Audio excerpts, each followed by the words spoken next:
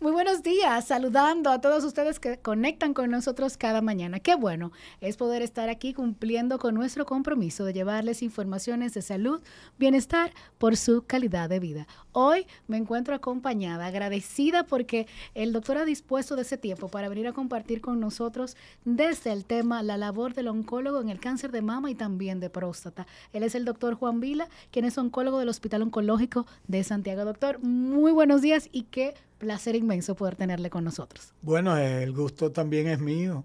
Y no por un cumplido, porque a veces la gente dice eso como un... No, yo me siento contento. Y más por lo que tú me dijiste de mi hijo Jonathan y esas cosas. Sí, venimos de compartir generación, a quien aprovechamos también a ese colega y amigo para mandarle saludos hasta Canadá y a toda su familia. De verdad que uno se siente, doctor, como que se está poniendo viejo cuando uno dice, Jonathan tiene familia y todos los niños, así que para él y qué gusto.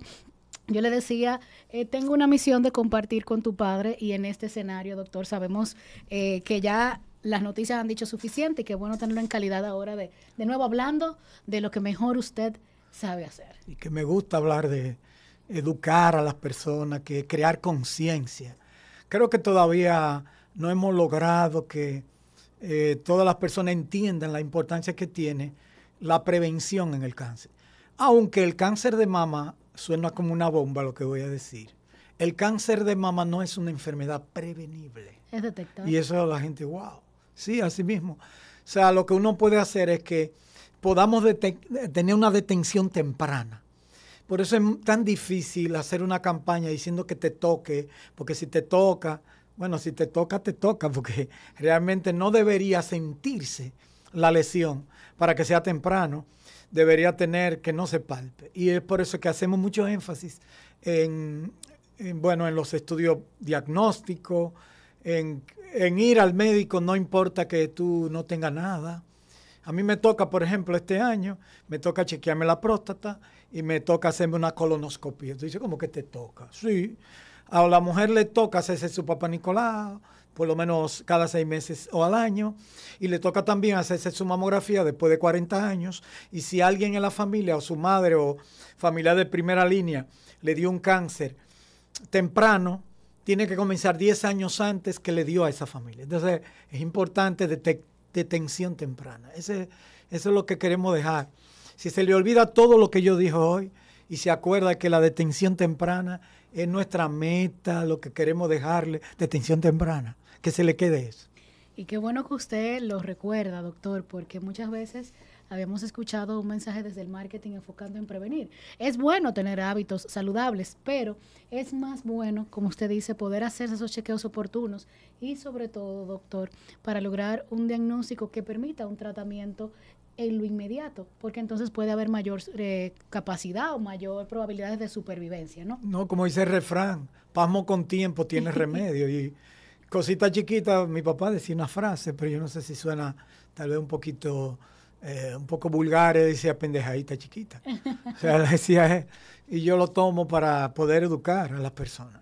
Cosas pequeñas son fáciles de resolver, porque son estadios tempranos. Es cierto que ya no solamente juega un papel importante el tamaño tumoral, sino también la biología. ¿Qué quiere decir la biología? El comportamiento, el apellido, porque hay muchos apellidos en los cánceres. Los cánceres de mama tienen 5 apellidos básicos, pero los triple negativos pueden llegar a tener 6 apellidos más. Entonces vamos a decir que los cánceres, no basta con decir yo tengo cáncer, sino cómo se llama que tú tienes. Si cáncer de mama, sí, pero ¿qué es?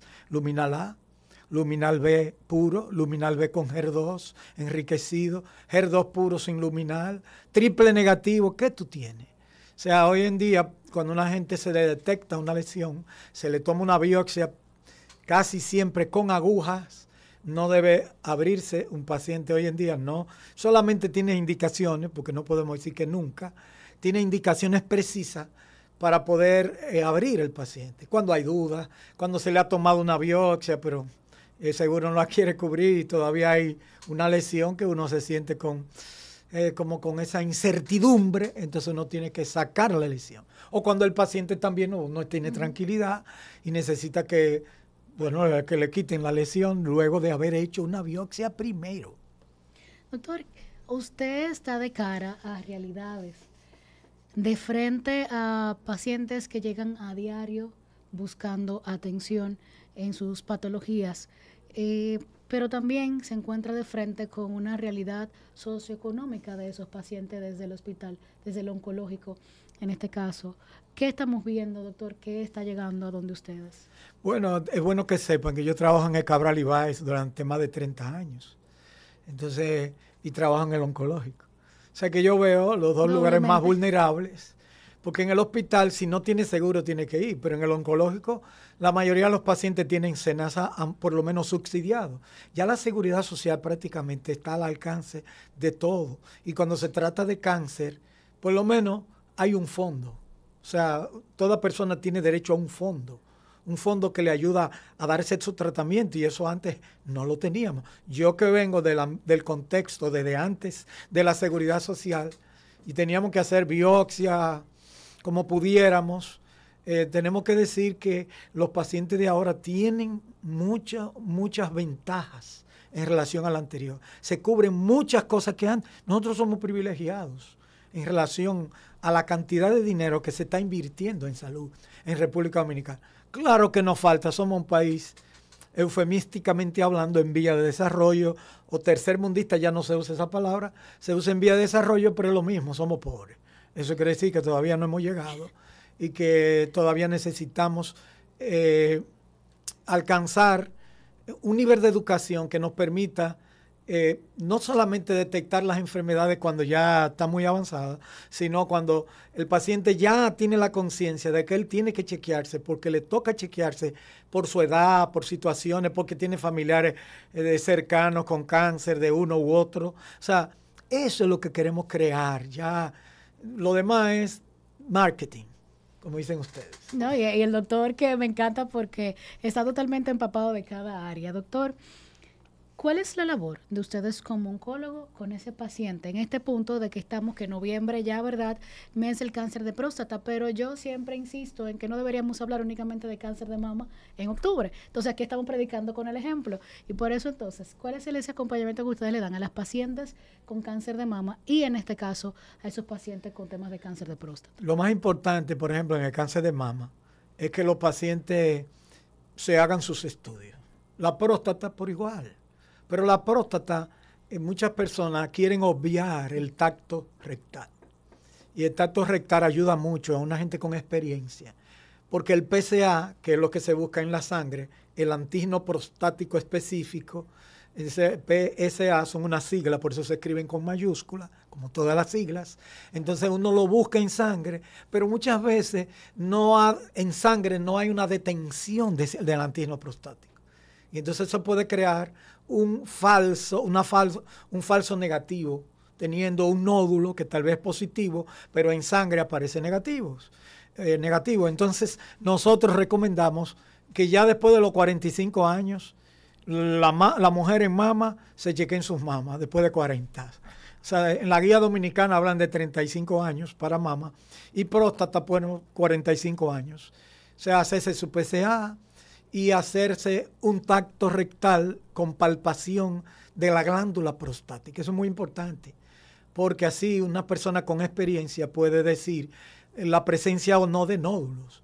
También hay otros estudios, hay estudios más modernos. Se puede hacer una resonancia de próstata, se puede hacer un antígeno ya mucho más específico todavía, y varias cosas más, pero para que sea lo que se llama un estudio de screener o tamizaje, tiene que ser económico, que esté al alcance de todo y que esté donde quiera. Entonces, si pongo resonancia y otras cosas, ya eso no es un tamizaje. Como un papá Nicolau en una mujer, que tiene que ser fácil de hacer, que lo haga cualquiera, que esté al alcance de todo y que sea barato. Eso es lo que se llama un principio de detención o screener, como dicen en inglés, tamizaje en español, pero es lo mismo en inglés que en español, nadie lo entiende, screener o tamizaje. Doctor, quiero tocar este tema, y usted acaba de decirlo, si no tienen acceso, no puedo ponerlo como que el todo de las pruebas que vamos a indicar, sino las que más ese público pues pueda tener acceso vía también la seguridad social. En este punto, doctor, ¿cuáles son esos tratamientos más utilizados o que se ha ido innovando en los últimos años, pero en este punto yo quiero saber, como usted dice, como especialista del Hospital José María Cabral Ibáez y del oncológico, o sea, desde esos puntos, el acceso de los pacientes a estos nuevos tratamientos. Bueno, es que realmente hoy en día se te valora mucho el equipo. Ya no va, el llanero solitario no puede existir en medicina y mucho menos en oncología. Hoy en día tú tienes que tener el auxilio del oncólogo clínico, tienes que tener el auxilio del radiooncólogo, un buen imagenólogo. O sea, es un conjunto. Nadie puede hacer todo esto. Es lamentable que a veces estamos en sitios diferentes, pero hay lugares académicos como el Cabral, el oncológico, donde tenemos integrado la mayoría de los tratamientos.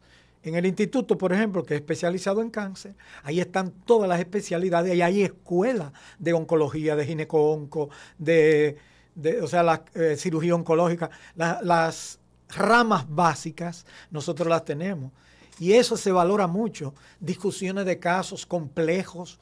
Entonces nosotros tenemos que los pacientes siempre va a cirugía en primera vez, o sea, de primera intención.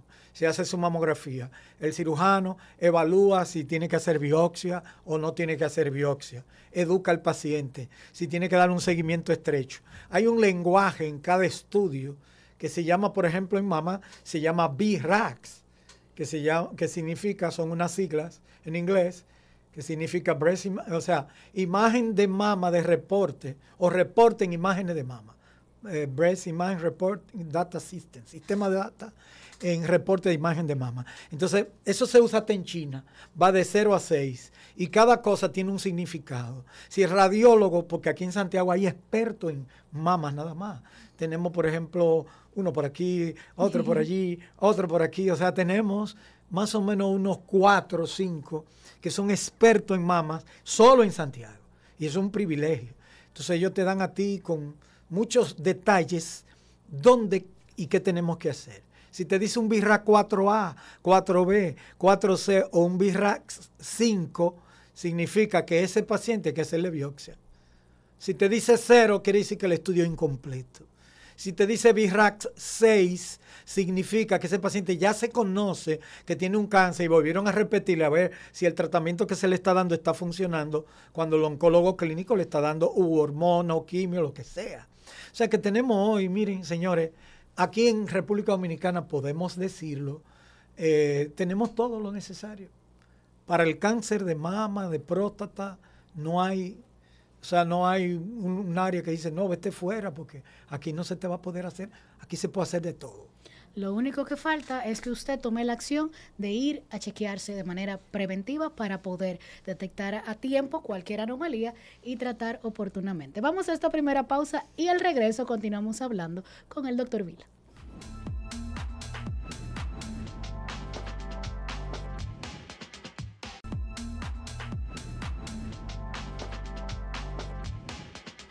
Gracias por mantener la sintonía. Hoy hablamos también del seguimiento al cáncer de mama, porque no solamente en octubre debemos hablar de él y ahora honramos nuestro compromiso con la causa y así también del abordaje del cáncer de próstata con un experto en la materia, un hombre de Dios y del servicio para el servicio oncológico, el doctor Vila. Doctor, ¿qué factores determinan el éxito de un tratamiento oncológico?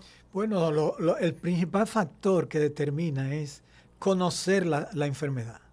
O sea, ayuda mucho, pero va a la par, pues yo no me atrevo a decir quién está arriba o abajo, va a la par con el apego o la comprensión del paciente de su patología. Porque si un paciente no entiende que necesita un tratamiento y comienza a resbalar, y no entiende si tú no se lo explicas, el por qué, y hay pacientes que hay que darle datos, y esa es una responsabilidad del facultativo que le consulta, darle datos. Y hay pacientes que te traen un pliego, porque hoy en día hay muchas informaciones. Lógicamente que las informaciones en ChatGPT y toda esa y inteligencia artificial, bueno, eso fue una promoción en la inteligencia artificial, no siempre una persona la puede digerir, porque y a veces dicen cosas que no están, que no son reales. Y hay que tener mucho cuidado y por eso uno tiene que sedaciarla, esas informaciones, y educar al paciente. Por eso decía que hay que conocer qué tipo de cáncer. El papel de un cirujano, luego de hacer la biopsia, es poder discernir, usted va para cirugía primero. No, a usted no le conviene cirugía. A usted le conviene quimioterapia. No, a usted le conviene otra cosa, o sea, hormonoterapia. Porque usted es una persona de 80 años, tiene un tumor pequeño, tiene problemas de salud, tiene una válvula cardíaca. Usted con hormonas se resuelve. Entonces, hay como que... hay una frase que usa mucho la directora médica del oncológico. Es que el cáncer de mama, nosotros que tenemos que hacer un traje a la medida. Porque nuestro deseo ahora es provocar que si no te sano, te le llevo... como la diabetes, te la llevo a 30 años, a 15 años, a 20 años, sin tener fallos en su quebranto. O sea, tú dices, bueno, no te mueres de una vez, como antes, que antes decía que era una sentencia, cuando a ti te decían tú tienes cáncer.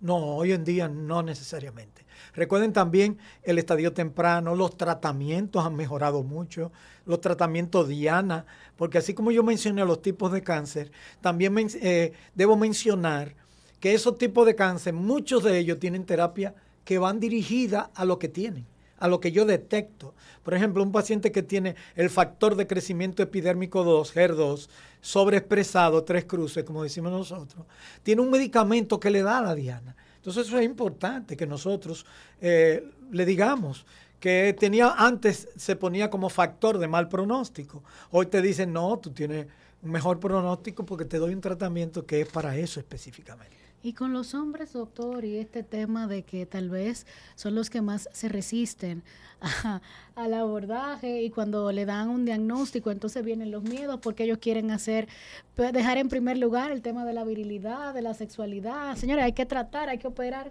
No, las mujeres también sufren, cuando tienen problemas de mama, sufren de la sexualidad también y se vuelven con situaciones que están descritas. Pero los hombres tenemos que aprender que realmente... no tenemos que ir al médico cuando nos lleva la mamá cuando estamos chiquitos, la esposa cuando estamos grandes, o una hija muy fuñona, porque el hombre va al médico si una hija lo lleva, o si la esposa lo lleva, o si la mamá cuando está chiquita. Ellos no tienen como esa cultura. Si ellos van al médico es porque, hemos mejorado. Hay algunas personas que sí se cuidan, sí ya tienen su chequeo periódico, pero muchos de ellos, la gran mayoría, si hacemos una encuesta aquí en este canal, y le preguntamos, ¿cuándo fue tu último chequeo? ¿Qué edad tú tienes? ¿Tú te hiciste chequeo de próstata? No, las mujeres también se les puede hacer, pero las mujeres ganan en cuanto al cuidado. Recuerden que en República Dominicana el nivel de vida de la mujer es más alto que el hombre. Casi en el mundo entero es así. Pero las mujeres nos pueden llevar 4 o 5 años a nosotros. Una mujer puede vivir en República Dominicana, recuerdo la última vez que leí, creo que era 76 a 77 años. Un hombre puede durar 72, 71. O sea, si se hacen cálculos en base a los promedios de vida, eso es muy importante, principalmente para el cáncer de próstata. Porque si tú sobrepasas tu sobrevida y tienes un cáncer de próstata, eso también influye en el tratamiento. Pero usted nos acaba de dar una idea. Deberíamos montar una encuesta aquí, no preguntarle a los hombres, ¿cuándo fue la última vez? No, ¿cuándo fue la última vez? Si se ha hecho algún examen preventivo con su urólogo por el último año, por lo menos. Le pongan los últimos 3 años para ayudarlo más. Para ayudarlo, y tú verás que no se ha hecho ni un PSA. A mí me toca, dije, ahora en diciembre. Yo siempre para mi cumpleaños. Ese es su regalo. No, una semana antes, a veces tengo que visitar a Jonathan, pero este año él viene para acá, entonces tengo que ponerme la pila. Jonathan, ya nos enteramos, fue tu papá que lo dijo, perdón. No importa. Es la emoción y vamos a ver los nietos, doctor. Sí, hombre, a Mateo y a Santiago. Doctor, vamos a nuestro segmento de mitos y realidades. En esta misión usted tiene que decirnos qué tan cierto, qué tan falso es eso que se dice popularmente. Esto va más al cáncer de mama. Si tengo implantes, no puedo detectar el cáncer. No, realmente hay muchos estudios que... Yo tengo pacientes que le he detectado con implantes, entre ellos personas muy cerca de mí. Y eso no. Lo único que uno tiene temor a hacer la biopsia y tocar el implante. Eso es lo que uno no quiere porque después la cuava cae sobre ti o le hace firmar que ella es responsable. Entonces muchas veces la gente no quiere eso. A veces se puso una prótesis o se colocó en estudio diciendo que puede causar un sarcoma de mama. Realmente fue una fabricación de un tipo específico, pero eso todavía no, de 15 o 20 años después. De hecho, ya no se dejan poner viejos los implantes más allá de 10 años, o sea que hay muchos tipos de implantes hoy en día que son de muy buena calidad y que se han demostrado que no producen nada. ¿Los desodorantes y antitranspirantes pueden causar cáncer?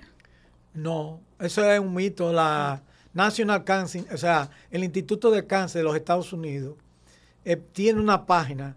Hace unos años había una página que decía mitos, o sea, cosas que el uso de antiperspirantes, o sea, el aluminio, ese yo, esas son cosas que hoy en día la gente vive más y no tiene que ver con eso realmente. Y una ñapa que también pues se le agrega al tratamiento, al abordaje terapéutico del cáncer de próstata. ¿La quimioterapia siempre destruye la calidad de vida? No, porque el cáncer de próstata en su gran mayoría no se trata con quimio. Por lo regular se hace bloqueo hormonal. O sea, esa es la principal razón. Y cirugía y bloqueo hormonal. Y radio. O puede ser cirugía también. O radioterapia también. O sea que no necesariamente se usa quimio. Quimio ya es un estadio que lo amerite.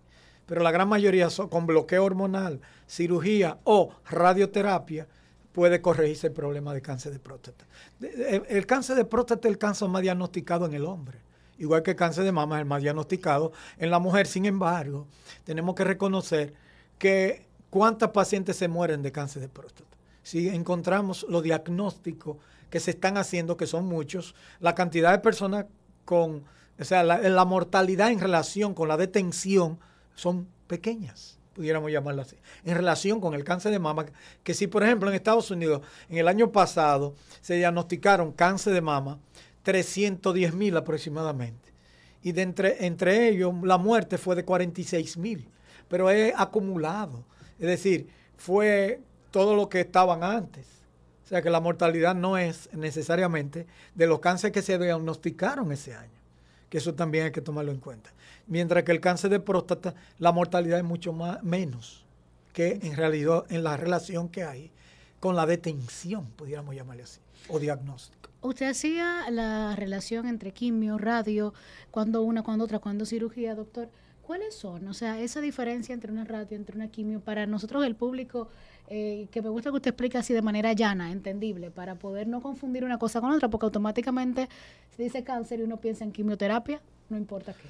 No, por ejemplo, hay cáncer que no tiene que ver con quimio. Sí se puede dar quimio ya en un estadio cuando tú ves que se ha traspasado los linderos, vamos a decir, sus límites regionales o a distancia. Ya entonces ahí tú tienes que darle un tratamiento a distancia. Por ejemplo, ¿por qué en la mama se usa mucho tratamiento con quimio? Porque potencialmente la mama es en potencia, es sistémico desde su inicio. Entonces eso hay que tomarlo en cuenta. No todos los cánceres tienen el potencial de ser sistémicos. Por ejemplo, el cáncer de tiroides no tiene un potencial sistémico desde su inicio. Y el cáncer de tiroides, la gran mayoría son papilar y tú puedes durar, qué sé yo, a los 5 años tú tienes un 95 a un 99% de personas vivas que se diagnostican cáncer de tiroides. Y con la cirugía a veces son suficientes. Y si se ha ido a los ganglios se le da yodo. Yodo es radioactivo.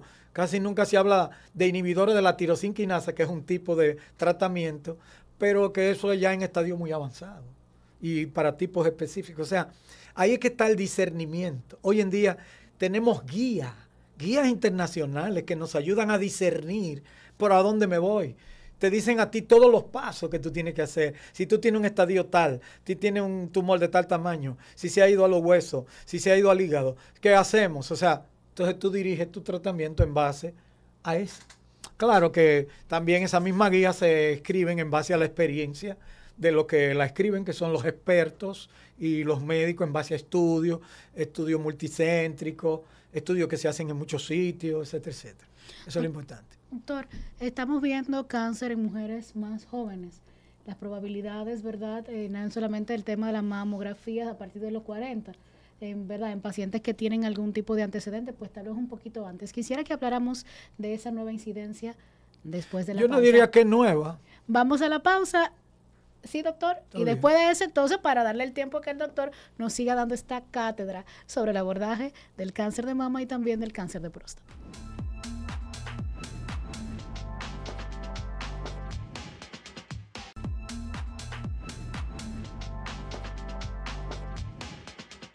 A ustedes gracias por mantener la sintonía con Saludando, como también siempre esperamos contar con sus likes, con sus seguimientos por nuestras redes sociales, pero también porque vayan a YouTube y comiencen a compartir o a revivir cada uno de los programas que ustedes ven a través de la señal de Sin Fronteras. Están allá disponibles también la señal de Teleuniverso, la imagen Sin Fronteras, que también lo tenemos en nuestro YouTube como Saludando RD.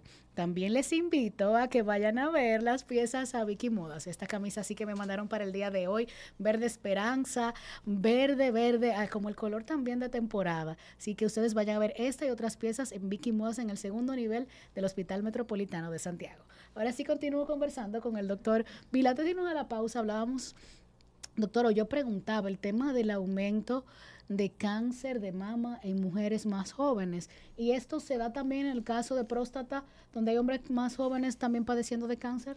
Sí, realmente una de las causas de los cánceres, tanto de mama como de próstata, de que cáncer es el envejecimiento celular. Sin embargo, hemos encontrado que muchas personas se están haciendo detención muy temprana de cáncer. Yo diría que han aumentado los medios diagnósticos. Antes se moría una gente y no se sabía, cuando era joven, ni siquiera se le hacía el diagnóstico. Hoy en día se hacen diagnósticos y ya se sabe de que puede morir un paciente. No obstante a eso, se conoce muy bien la herencia, hay muchos factores que se asocian con herencia, principalmente cáncer de mama, cáncer de tiroides, cáncer de próstata, cáncer de colon. O sea que encontramos que en factores familiares y hereditarios que ayudan a una detención más temprana o se presenten más tempranamente. Y no me atrevo a decir, porque yo hace más de 20 años hice 2 estudios sobre cáncer de mama en mujeres menores de 40 años. Y yo tuve más de 40 casos. O sea que eso no es tan nuevo.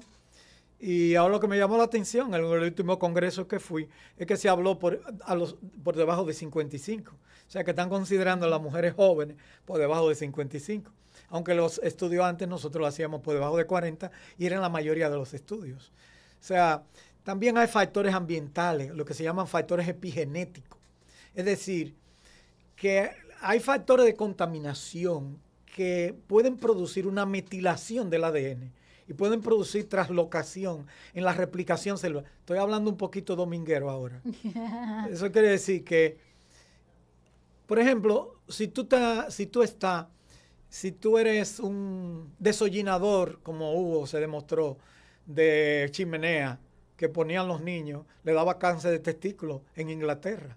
Si tú trabajas con asbesto, los bomberos que usan ese material antifuego, casi siempre son con asbesto, o trabajan con asbesto en sentido general, también pueden padecer mesotelioma, cáncer de pulmón. O sea, hay sustancias que están asociados directamente a la producción de ciertos cánceres específicos. Y por eso también, eso es lo que se llaman factores epigenéticos, que cambian también el contexto tuyo, la alimentación, pero hoy en día no sabemos ni lo que comemos. Sí, ¿qué comemos? Creemos que estamos comiendo una cosa. Pero a veces te no. Dicen una persona, no, esto es de granja. Pero cuando tú ves y dices, y el maíz que le echaron, es mejor no investigar tantas cosas, porque si no, uno puede llegar a ponerse un paranoico cualquiera y pensar que el cáncer lo está siguiendo. Pero la verdad es que la humanidad está viviendo más. O sea, y estamos llegando más lejos. La gente está muriendo más tarde. Pero también hay más demencia, hay más Alzheimer también. Hay un poco de todo. Pero también hay más médicos como usted, doctor, que están de lleno en el abordaje de cada una de estas patologías. Y cuando digo de lleno me refiero a hacerlo desde esa parte humana, desde eso que los mueve todavía. Y muestra fue, doctor, pues ese apoyo masivo que le dieron a usted, que le dimos, y podemos de nuevo encontrarlo en el oncológico. Cuéntame el trabajo que se hace a través de esa institución. Es una institución que dentro de sus estatutos dice es una institución sin fines de lucro. O sea que nuestro principal razón de ser son las personas que necesitan más de nosotros. Y eso hay que recuperarlo cada día más, porque querían hacer de la institución una institución como un negocio más, un lugar para sacar dinero, y esa no es la razón de ser de esa institución. ¿Por qué? Porque a veces el que va ahí no tiene ni para el pasaje.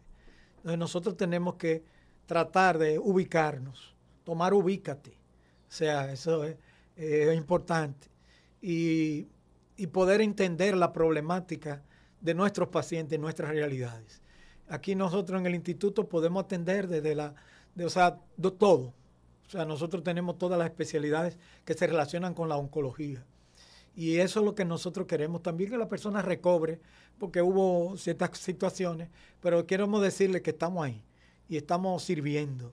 Y no hemos dejado de servir, porque el oncológico, por más problemas que tenga, no puede detenerse, no puede hacer un paro, no puede decir, no, ese paciente vamos a cerrarla. No se puede.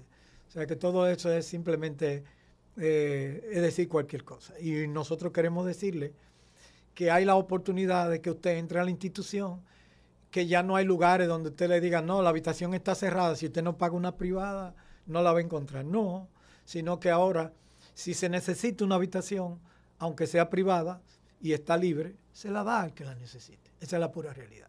Y esa es parte de su misión, doctor. Claro, claro. Y la misión de todos los que trabajamos en esa institución.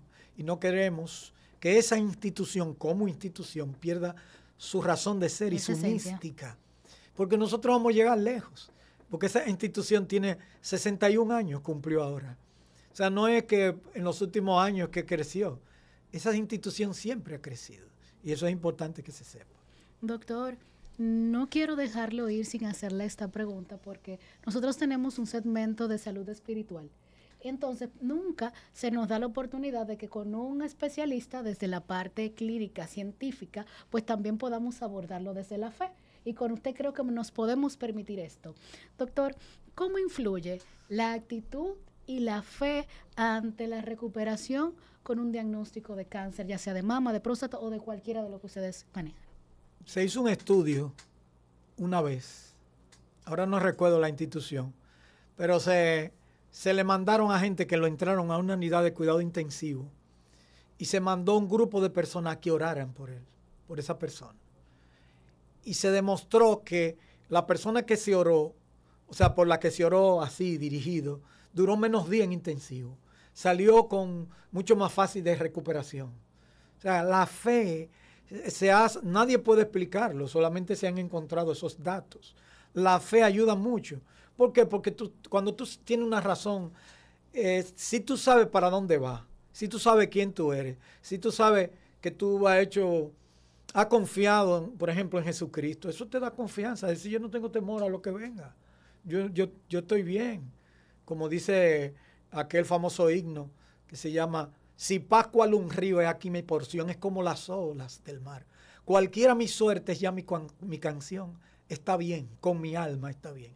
Ese señor que compuso ese himno, que está en el himnario, fue que perdió su familia en un accidente. Era un hombre de negocio y llegó tarde. Tuvo que devolverse y dejó la familia. Un crucero se hundió. Se salvó su esposa nada más. Y él llegó.